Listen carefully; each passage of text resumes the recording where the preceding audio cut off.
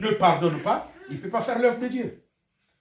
Parce que la sanctification, c'est être mis à part pour servir Dieu. Mais tu ne pardonnes pas les gens, ne sers pas Dieu, parce que pour servir Dieu, tu seras toujours en face des gens qui pêchent. Oui, des gens que tu dois pardonner. Des gens que tu dois pardonner. Donc, pardonner doit être normal. Ça doit devenir, c'est ce qu'on appelle la nature de Dieu. Il est le premier à pardonner d'ailleurs. Hein? Il est le premier à pardonner d'ailleurs. Exactement. Nous ne pouvons pardonner que si lui, il nous a pardonné et que nous avons accepté son pardon. C'est ça le problème. C'est pourquoi ce que l'évangile annonce est incompatible avec les principes du monde.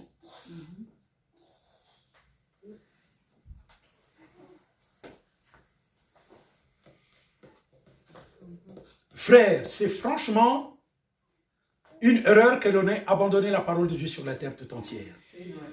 Je viens de lire la Constitution américaine, la Constitution française, la Constitution russe, la Constitution de l'Afrique du Sud. Mon Dieu, c'est peut-être moi qui suis un fou. Je n'y ai trouvé que la parole de Dieu. Et l'organisation de Dieu. Mais la mise en application... Non, je n'y ai trouvé que la parole de Dieu et l'organisation de Dieu, mais les gens n'ont pas donné raison à Dieu pour dire c'est de Dieu qu'on a tiré. Ils ont dit article temps, article temps. Ils n'ont pas dit que c'est dans la parole de Dieu qu'ils ont pris tout cela. C'est comme l'ONU. Vous arrivez à l'ONU, vous allez voir Ésaïe 2, verset 4. Mais ce n'est pas marqué Ésaïe 2, verset 4. Non, ce n'est pas marqué Ésaïe 2, verset 4. Ils ont seulement mis le corpus. Le texte. Le texte. À l'entrée de l'ONU, hein, frère. Tu as écrit dans un livre là. Peuple de Dieu. Vocation Et divine. après la sanctification, c'est la glorification. Bon, donc, je viens de présenter tout ça. Et vous savez, le pauvre Arcamon, ce qu'il va faire, il va expliquer chose par chose, chose par chose, chose par chose, chose par chose. Ah non, écoutez-moi mes frères, si vous allez être perdus, franchement, je suis blanc de votre sang.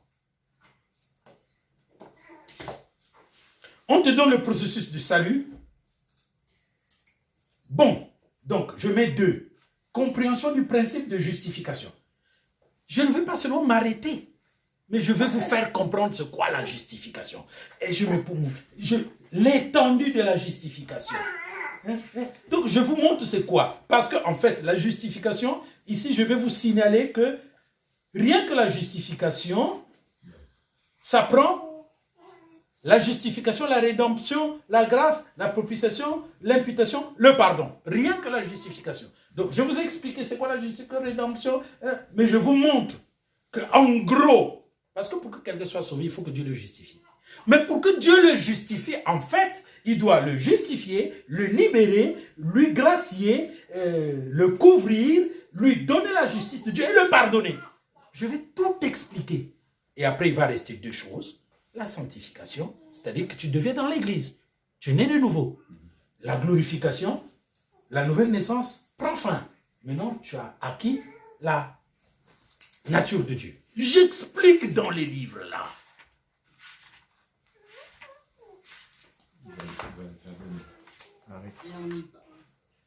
Non, franchement, et vous ne lisez pas.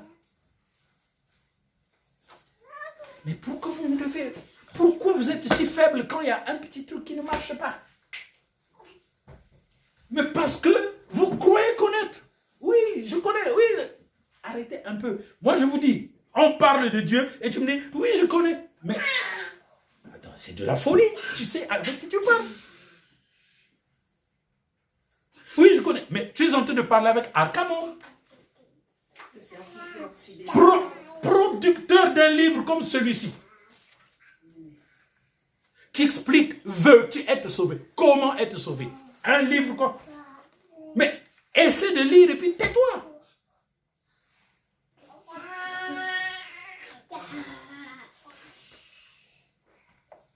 Le salut. Le salut.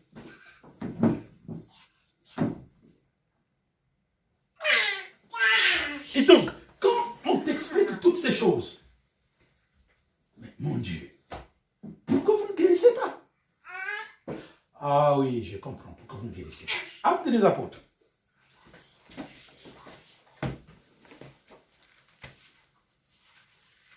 Chapitre 32.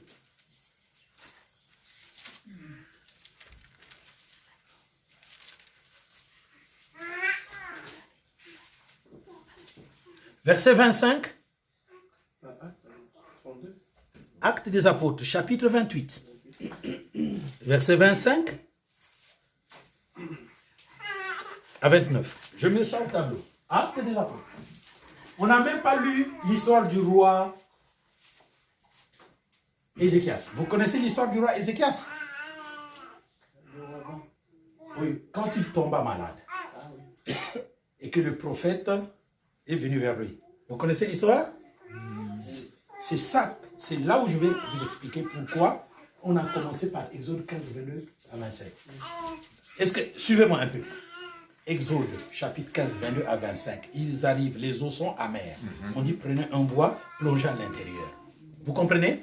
Le bois en question, ce n'est pas le Christ, c'est toi. Tu es malade, plonge-toi dans ta maladie. Ça veut dire quoi? Eh bien, je vous ai tellement expliqué, vous n'avez pas compris. Maintenant, on va vous donner un exemple. Okay. Le roi Ézéchias, on dit, oh, tu vas mourir. La maladie va te tuer. C'est ce que Dieu a dit. Le prophète retourne.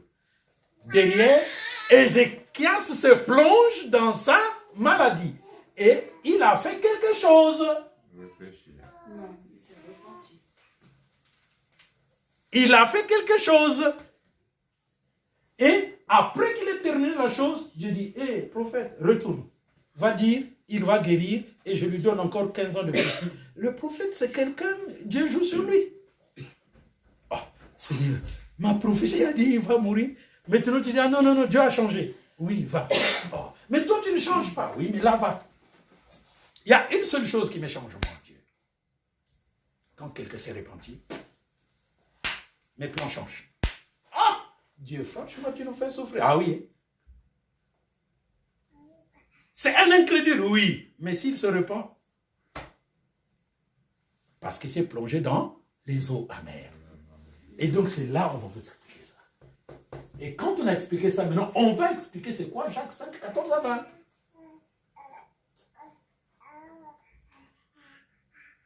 En gros, pourquoi tu ne guéris pas? Mais c'est parce que tu ne veux pas te repentir.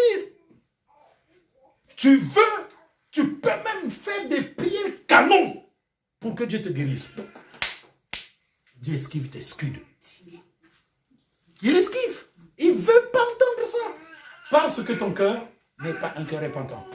La seule chose qui change l'état du cœur de Dieu. Dieu, s'il dit, je vais te détruire, mais si tu changes, il est obligé de te sauver. Jérémie, chapitre 18. Vous ajoutez Jérémie, chapitre 18, verset 1 à 10. Donc, tu vois, c'est simple, la parole de Dieu. Frère, franchement, la parole de Dieu n'est pas compliquée. Amen. Ok, frère, lis-nous le texte de la Bible. Comme il se retirait, Attention, vous m'avez pris des minutes, hein? Donc, Oui, tout à fait. Oui. Notez, frère. vous m'avez pris. On a Oui, commencé en retard. on te doit. Voilà. On te doit. Allons-y. Comme il se retirait en désaccord, Suivez Paul- attentivement. Paul n'ajouta que ces mots. C'est avec raison que le Saint-Esprit, parlant à vos pères par le prophète Ésaïe, a dit, va vers ce peuple et dit, vous entendrez de vos oreilles et vous ne comprendrez point. Vous regarderez de vos yeux et vous ne verrez point. Car le cœur de ce peuple est devenu insensible. C'est là où on a tiré une loi spirituelle, n'est-ce pas? C'est là où on a fait cette loi comme ça. Reprends. Vous entendrez. Vous entendrez de vos oreilles et vous ne comprendrez point. Donc, on doit entendre pour pardonner. Après, Vous regarderez de vos yeux et vous ne verrez point. donc, on doit regarder le prochain et l'aimer, n'est-ce pas? Ils ont endurci leurs oreilles et ils ont fermé leurs yeux, de peur qu'ils ne voient de leurs yeux, qu'ils n'entendent de leurs oreilles, qu'ils ne comprennent de leur cœur. Donc, on doit comprendre pour avoir la foi. Amen. C'est ça la loi de la guérison. Entendre, regarder, comprendre. Entendre, tu entends tout le mal que ton voisin fait pour toi. Et tu le pardonnes. Dès que tu arrives à ce niveau, les choses vont marcher. Tu regardes tout le mal qu'il te fait, mais tu l'aimes.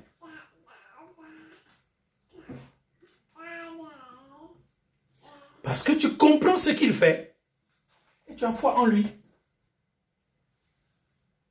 C'est pourquoi la Bible dit, l'amour croit en tout. Tout ce que tu fais, moi je te crois. Si tu me trompes, c'est pas moi que tu trompes, c'est Dieu que tu trompes. Parce que moi, on va dire, oui, je t'ai trompé, non? Ok. Le jour du jugement dernier, on verra que tu m'as trompé. Mais le juge, c'est Dieu. Qu'est-ce que Dieu dira de la tromperie que tu m'as trompé quand on était sur la terre? Parce que ce qui compte, ce n'est pas le commencement, mais la fin. Donc, ici, là, qu'est-ce qu'on doit faire pour ouvrir notre cœur pour être guéri? Ce sont ces trois lois. Reprends tout le texte, frère. Comme il se retirait en désaccord, Paul n'ajouta que ces mots. C'est avec raison que le Saint-Esprit, parlant à vos pères par le prophète Ésaïe, a dit, « Va vers ce peuple et dis, vous entendrez de vos oreilles et vous ne comprendrez point. Vous regarderez de vos yeux et vous ne verrez point, car le cœur de ce peuple est devenu insensible. Ils ont endurci leurs oreilles et ils ont fermé leurs yeux, de peur qu'ils ne voient de leurs yeux, qu'ils n'entendent de leurs oreilles et qu'ils ne comprennent de leur cœur, qu'ils ne se convertissent et que je ne les guérisse. » Donc, nous venons de comprendre quelque chose encore qui s'ajoute. Entendre, regarder, comprendre. Se convertir. Toutes ces trois choses est égale la conversion.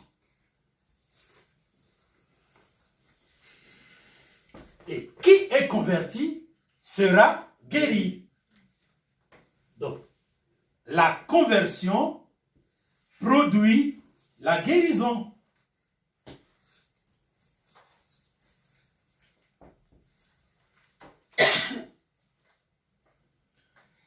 Maintenant, j'anticipe en quelque sorte. Le roi Ézéchias est un bon roi.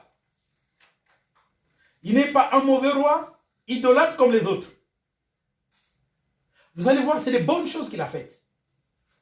C'est lui qui a détruit Méouchtan. Vous connaissez Méouchtan? Non. Eh bien, lisez. Oui. J'ai fait toute une prédication intitulée Méouchtan. Néouchtan. Néouchtan. C'est le serpent d'airain que les Juifs adoraient. Le serpent d'airain que Moïse a fait entrer par Josué. Donc, ils avaient planté ça. Et donc, les gens partaient prier là. Néouchtan. Dieu a dit, détruisez-moi ça. Donc, vous savez, frère, c'est normal que les gens n'aiment pas notre prédication parce qu'elle est la bonne.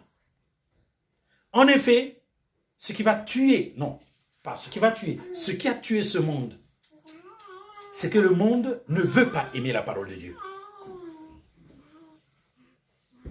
Le serpent d'airain était fait pour l'épreuve dans le désert. Moïse a dit à Josué de l'introduire pour que les gens se rappellent leur incrédulité et que à partir de leur incrédulité, s'ils croient en Dieu, ils vont être sauvés.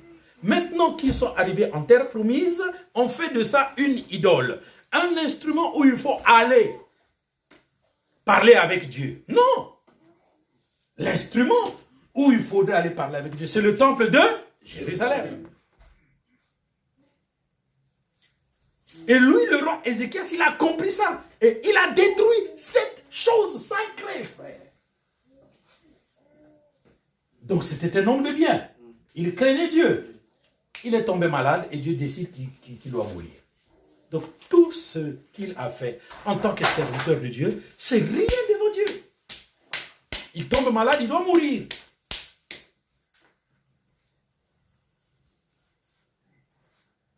Un roi qui n'a pas été comme les autres rois idolâtres, mais plutôt un roi qui a servi Dieu comme il faut, un bon roi, et qui va jusqu'à aider le peuple de Dieu. Parce que, vous savez, l'idolâtrie, elle est chez les nations païennes. Mais Israël commençait à adorer son propre idole. Et un roi qui le découvre, il le détruit. Quelle libération! C'est un roi révélé. Il tombe malade, il doit mourir. Il doit aller en enfer. Et oui, avec tout ce qu'il a fait.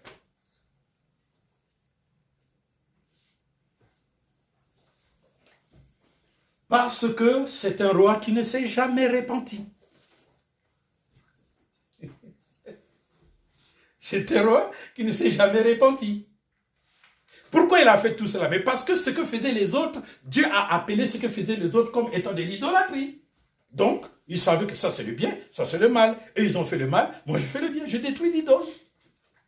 Et ça ne veut rien dire ça. Donc aujourd'hui tu penses que tu es en Christ. Moi je suis d'accord. Mais on le saura. Boum, il y a l'épreuve. Allez, tu commences à faire du n'importe quoi.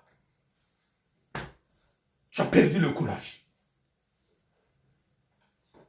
Je commence à poser. Mais qu'est-ce qui ne va pas? C'est une épreuve. Continue. Tu vas réussir. Continue avec Dieu. Continue avec Dieu. Si tu as échoué ici, ça ne veut pas dire que tu es un échec. Non. Montrez-moi un homme de Dieu qui a tout réussi. Ça n'existe pas.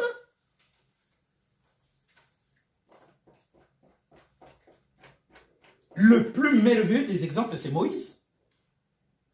Mais essayez de réfléchir sur ce que Moïse a fait.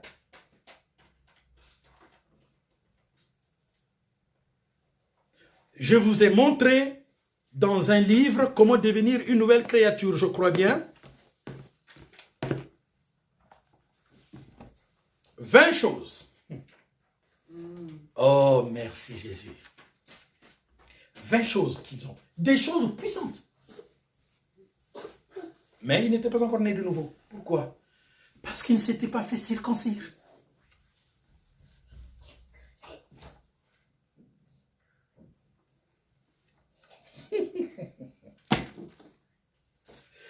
J'ai un frère qui s'appelle Baruch. Et qui n'est pas circoncis. Et qui annonce à la terre tout entière qu'il est le juif noir né en Haïti.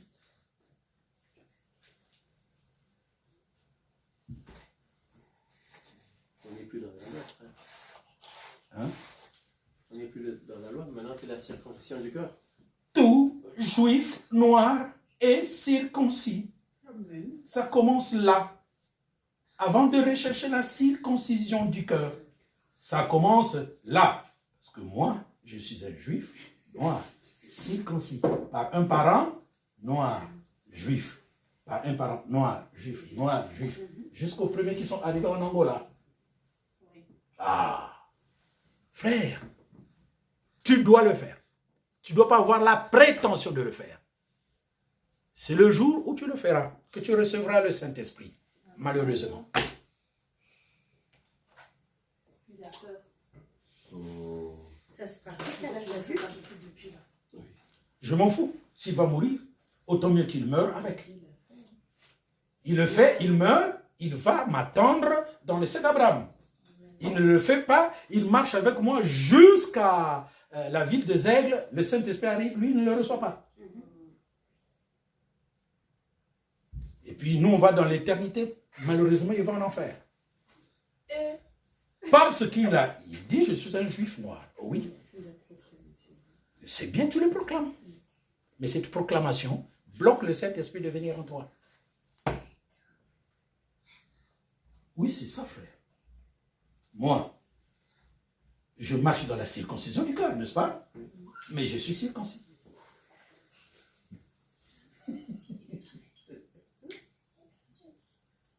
C'est vrai que je n'ai pas voulu être circoncis, n'est-ce pas?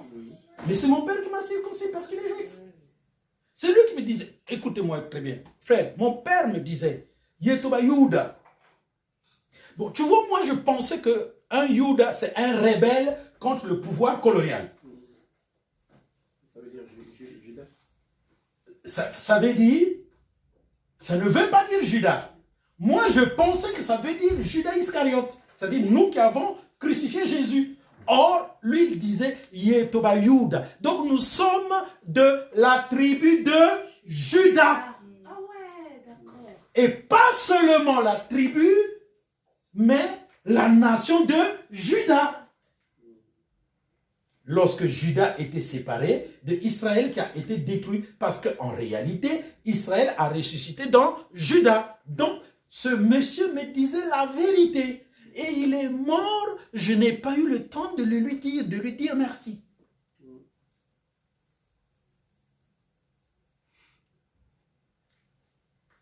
Bon, donc je veux dire, est-ce qu'il savait ce qu'il disait? Mais certainement qu'il savait ce qu'il disait.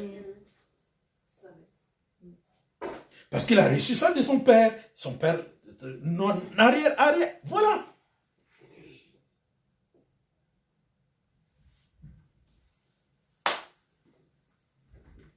La spiritualité, c'est profond. Bien entendu, toutes les foudres des prédicateurs du monde entier vont s'abattre sur moi, sans effet, parce que je suis dans la vérité. Amen. C'est la vérité. La circoncision du cœur. Exactement. C'est grâce à ça qu'on a le ministère du rétablissement de toutes choses. Mais ça ne peut être donné qu'à un juif circoncis. Point barre. Vous pensez que pourquoi Dieu a empêché William Maron Branham d'arriver en Israël? William Maron Branham, moi je trouve qu'il est le prédicateur du XXe siècle. Si on cherche un, c'est lui. Tout comme au football, on dit Pelé, dans l'évangile, on dit William Maron Branham. C'est clair. Mais il dit, tu n'arrives pas en Israël. Il était où? Au Caire. Il était en train de partir en Israël. Il a pris l'avion, le Caire, pour entrer. Il arrive au Caire, Dieu vient lui dire, bon, tu veux aller en Israël? Oui. Non, tu ne vas pas, tu retournes chez toi. Comme il écoute Dieu, il est retourné. C'est à côté. À côté, il est retourné. Mais c'était prophétique. Parce que les questions d'Israël, des temps modernes, ne concernent pas l'Église.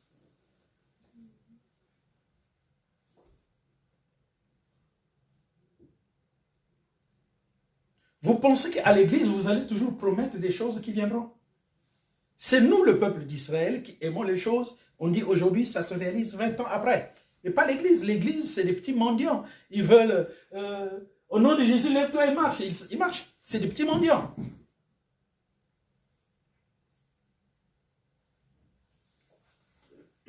Que le Seigneur vous bénisse. Amen. Amen. Bien, alors, écoutez-moi très bien. Le dimanche prochain, nous serons encore ici. Mais le dimanche prochain, nous allons faire un service de prière. Vraiment, un service de prière. Comme ce qu'on avait fait chez la sœur Berthe. Mais plus, je vous demande d'être préparés pour venir. Être préparé, c'est-à-dire, préparez-vous spirituellement. Bon, je ne vais pas vous forcer de faire un jeûne et une prière. Mais en tout cas, soyez préparés parce que ce jour-là, on va prier. On va prier pour les malades. Maintenant, pour qu'on prie pour les malades, si c'est seulement vous, ça ne marchera pas. Amenez-moi des malades. D'accord?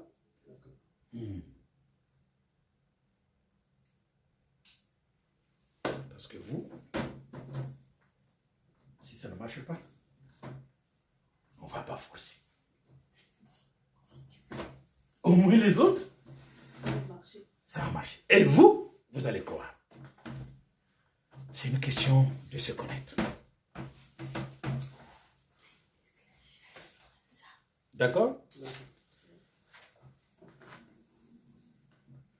Vous, hein, c'est-à-dire vous, qui êtes ici, après avoir entendu ça, tu vas chez toi, tu pries et guéris. Hein? C'est pas compliqué. Ça ne te demande pas d'effort. Dis à Dieu de te guérir. Et il va le faire. Est-ce que tu as compris? La guérison, ce n'est pas seulement la maladie. Avant la prédication d'hier, la prédication là-bas, j'ai dit, la première maladie est dans l'âme et dans l'esprit, comme je viens de l'expliquer. C'est d'abord là. Vous voyez pourquoi mon foie, ma tête? Non, mais c'est d'abord la foi. Votre foi n'est pas en place. Mettez-la en place et vous allez voir que les problèmes, les difficultés et tout vont se résoudre.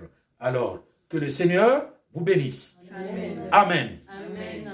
Tu peux couper.